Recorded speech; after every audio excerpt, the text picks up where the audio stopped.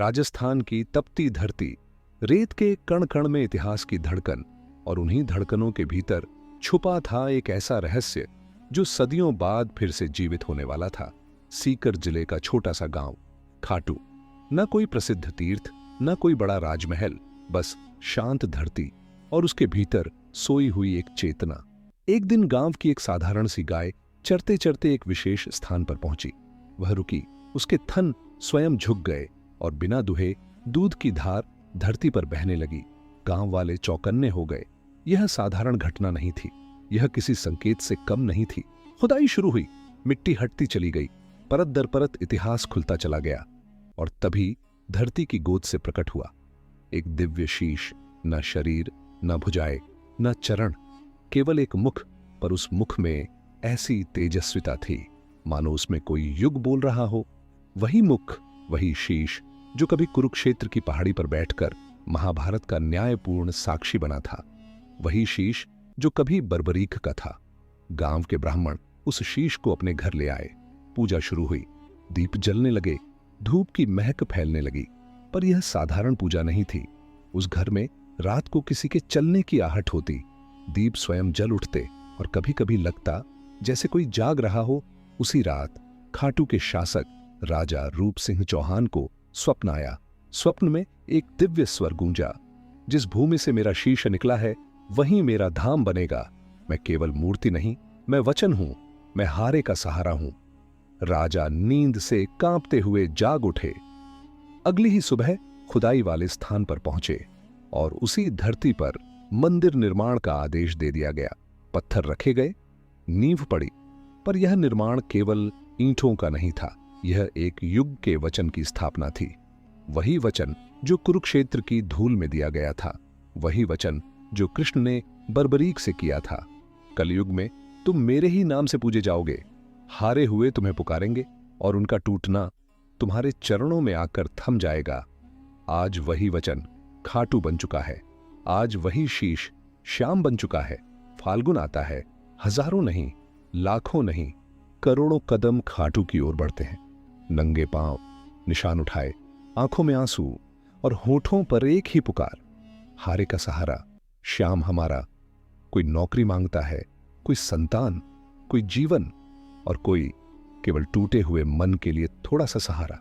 कहते हैं मंदिर बंद होने के बाद भी श्याम विश्राम करते हैं। कई सेवकों ने बताया है कि रात को मंदिर के गर्भगृह से घुंघरुओं की आहट आती है। कभी कभी ऐसा लगता है जैसे कोई वहां टहल रहा हो।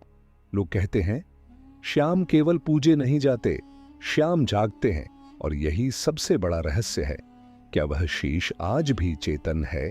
क्या वह आज भी अपने भक्तों को देखता है? क्या वही बर्बरीक आज भी कलयुग के रण को देख रहा है? और जब अधर्म अपनी अंतिम सीमा पर पहुंचेगा, क्या वही श्याम नील घोड़े पर सवार होकर फिर से प्रकट होंगे? यह प्रश्न विज्ञान के पास नहीं है। इतिहास भी मौन है, पर आस्था आज भी उत्तर में कांप रही है। खाटू केवल एक मंदिर नहीं है, खाटू एक प्रतीक्षा है, एक वचन जो अभी पूरा होना बाकी है। फाल्गुन आते ही खाटू की धरती बदल जाती है। सूनी पगडंडियां अचानक पदचापों से भर उठती हैं। हर दिशा से उठती है एक ही पुकार, श्याम श्याम। हाथों में ऊंचे ऊंचे निशान, माथे पर धूप की लकीरें, पैरों में छाले और आंखों में केवल एक संकल्प। कोई दिल्ली से चला है, कोई पंजाब से, कोई गुजरात से, तो कोई विदेशों से। रास्ता कितना भी कठिन हो, नाम बस एक ही, श्याम।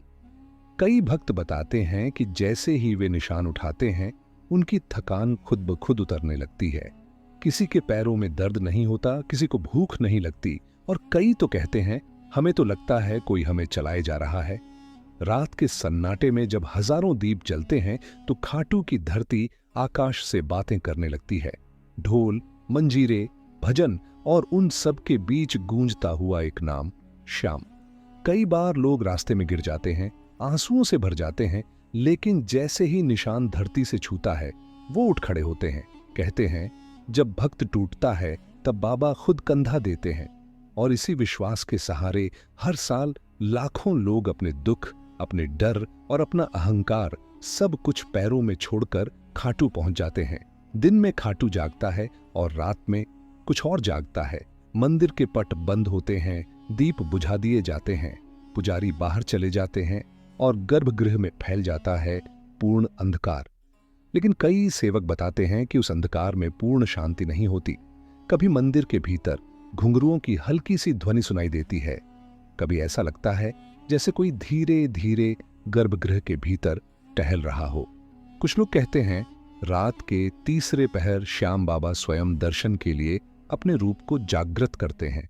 एक बार एक बुजुर्ग सेवक ने बताया था कि उसने पट के बाहर खड़े होकर अंदर से किसी की आहट सुनी, जैसे लकड़ी की चौखट पर कोई हल्के से पैर रख रहा हो। जब सुबह पट खुले तो गर्भगृह में रखे चांदी के फूल अपनी जगह से हिले हुए थे। कोई चोरी नहीं हुई थी, कोई तोड़फोड़ नहीं हुई थी, बस ऐसा लगा जैसे किसी ने उन्हें छू लिया हो। और उस दिन से उस सेवक ने बस एक ही बात कही, श्याम सोते नहीं हैं, श्याम तो बस प्रतीक्षा करते हैं। प्रतीक्षा उनके उन भक्तों की जो टूटने से पहले उनके दर पर पहुंच जाएं। जो जीत गया वह संसार का हो सकता है, पर जो हार गया वह श्याम का होता है। खाटू का द्वार उन विजेताओं के लिए नहीं खुलता जो घमंड से भरे होते हैं। यह द्वार खुलता है उन लोगों के लिए जो भीतर से टूट चुके होते हैं। वह मां जिसकी गोद सूनी है, वह पिता जो रोज बेटियों का भविष्य सोचकर डरता है, वह युवक जो असफलता के बोझ तले दब चुका है, वह बुजुर्ग जो जीवन से हार चुका है। ये सब यहां आते हैं और यहां आकर कोई जीत नहीं मांगते, बस इतना कहते हैं, अब संभाल लो बाबा, हमसे अब नहीं होता। और यहीं से चमत्कार शुरू होता है। किसी का जीवन लौट आता है, किसी का विश्वास, किसी का भविष्य, और किसी को बस दोबारा जीने की हिम्मत मिल जाती है। इसीलिए खाटू में जय श्री श्याम नहीं, सबसे पहले निकलता है हारे का सहारा श्याम हमारा, क्योंकि जो हार कर यहां आया वह खाली नहीं लौटा। श्याम कुंड आज भी शांत है, उसका जल आज भी मौन है, पर उस मौन में भी हजारों टूटे हुए जीवन अपनी धड़कन छोड़ जाते हैं।